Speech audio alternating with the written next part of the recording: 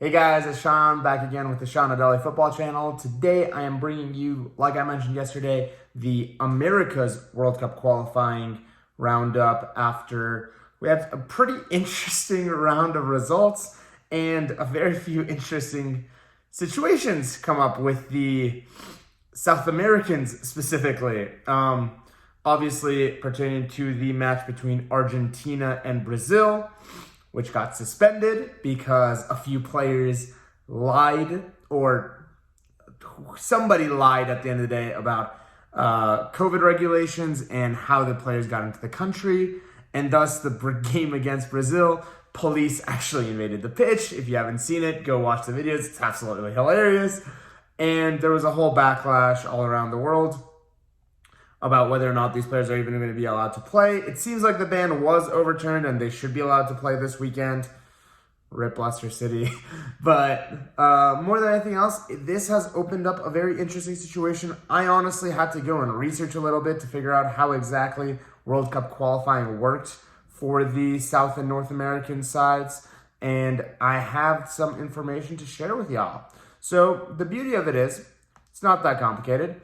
South America has 4.5 slots and 10 teams. So makes it pretty simple. So 4.5 spots, what does the half spot mean?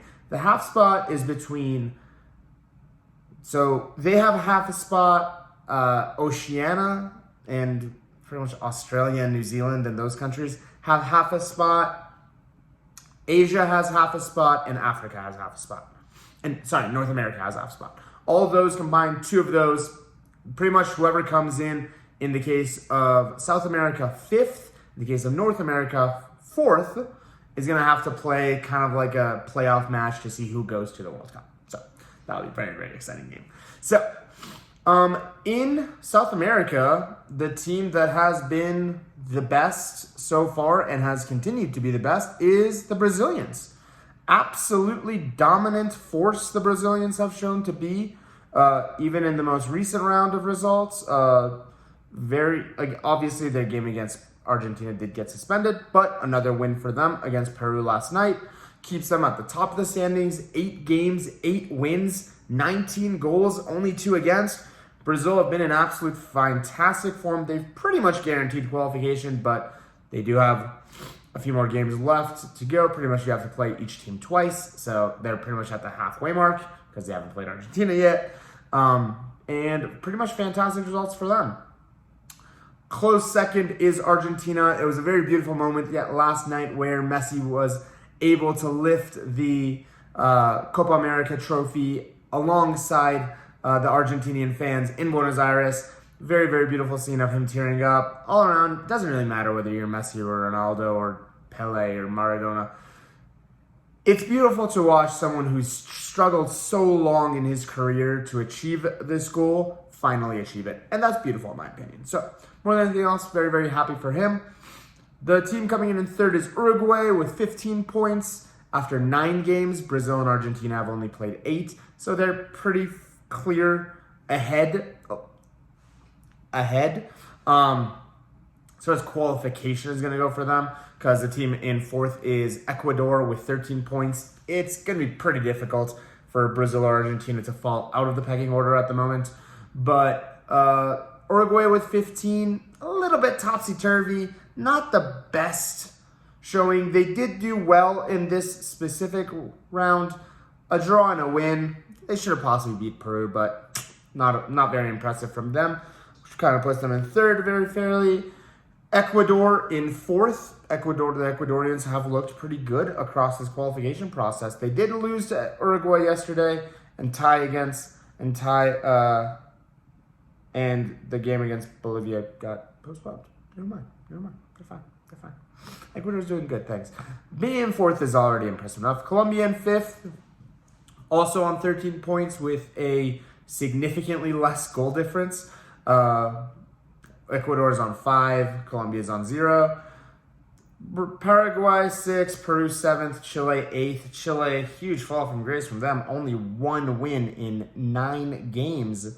Very, very not impressive for the Chileans, who were one of the powerhouses of South America over the last decade, honestly. Many Copa America wins. A lot of good showings in the World Cup as well.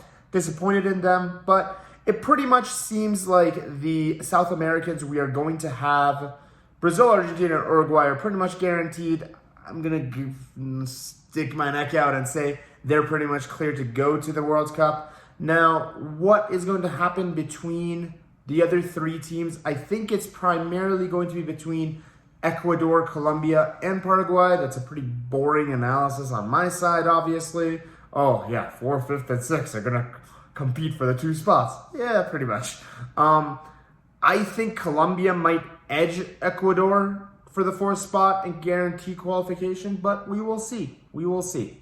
That pretty much rounds up the South American portion.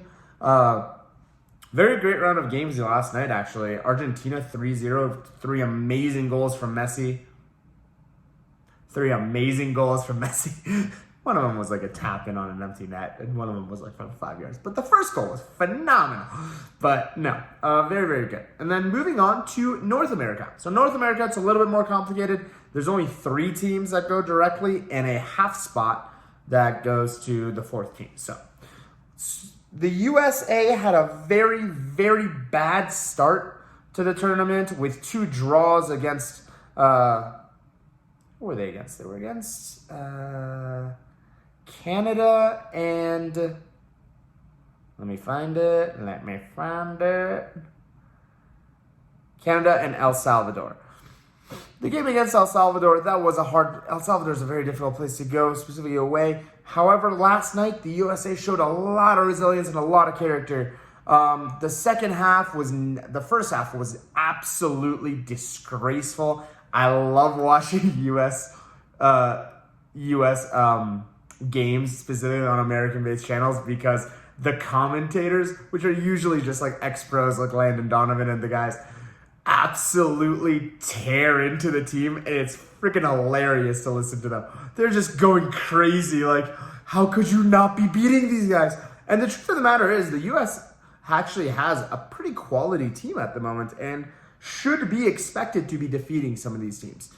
Yesterday against Honduras, a very poor defensive choice by Brooks. Absolutely flew out of the back for no reason at all, left a huge gap. Moya scored, but it wasn't to be. In the second half, the U.S. coach made 3 substitutions, bringing on Robinson, who was able to get the equalizer very fast and made the game 1-1. And the second half, U.S. was so much better. So happy for Ricardo Pepi.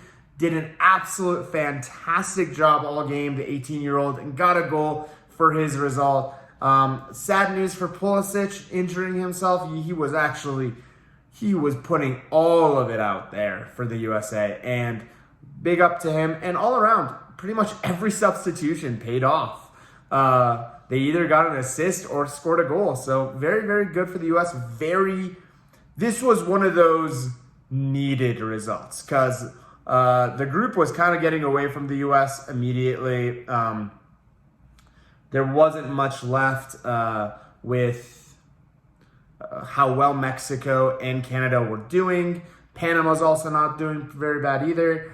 So far, there's only been 3 games played for North America. Mexico are sitting on top of the table. What a last-minute result they got with a 90th minute goal, pretty much, against Panama. Was it 90th minute? 77th minute. Close enough. But Panama actually played very well against Mexico, and they were pretty lucky to get that goal. But Mexico sat on top with 7 points, Canada on 5, USA on 5, Panama on 5. So it's going to be a very tight schedule for the North Americans. Can the USA afford to not make another World Cup? It's going to really hurt the development of soccer in the country more than anything else with the joint bid for 2016. But on the flip side, very impressed with Canada. They aren't the most known soccer nation in the world, but they've been showing some very good performances, and all around just have a very good team as well. Jonathan David, obviously, from Lille, And Alphonso Davies didn't even play. Who needs Alphonso? Who needs the best left back in the world when you got Jonathan David scoring goals? And all around, Canada, very impressive from them. Very, very impressive. And that pretty much sums up the North America as well. The main battle is going to be between, I'm going to go out on a limb and say Costa Rica, Panama, and the USA for that third spot. It would be a real disgrace if the US isn't able to qualify, just because there's just not that much quality amongst the rest of the teams. Just the US does have enough talent at the moment. With the amount of players they have playing in the Premier League and the Bundesliga, I expect more from them. But that pretty much rounds up our World Cup qualifiers for another round. I'm so excited. Tomorrow is the day. Ronaldo returns. There's so many great games tomorrow. I can't even believe it. And next week we have the Champions League. So content through the roof with the Champions League. So I'm very, very excited about that. And more than anything else, thank you guys so much for watching. It means the world to me. This is Shai, and this is the Sean Adali Football Channel. See you guys soon.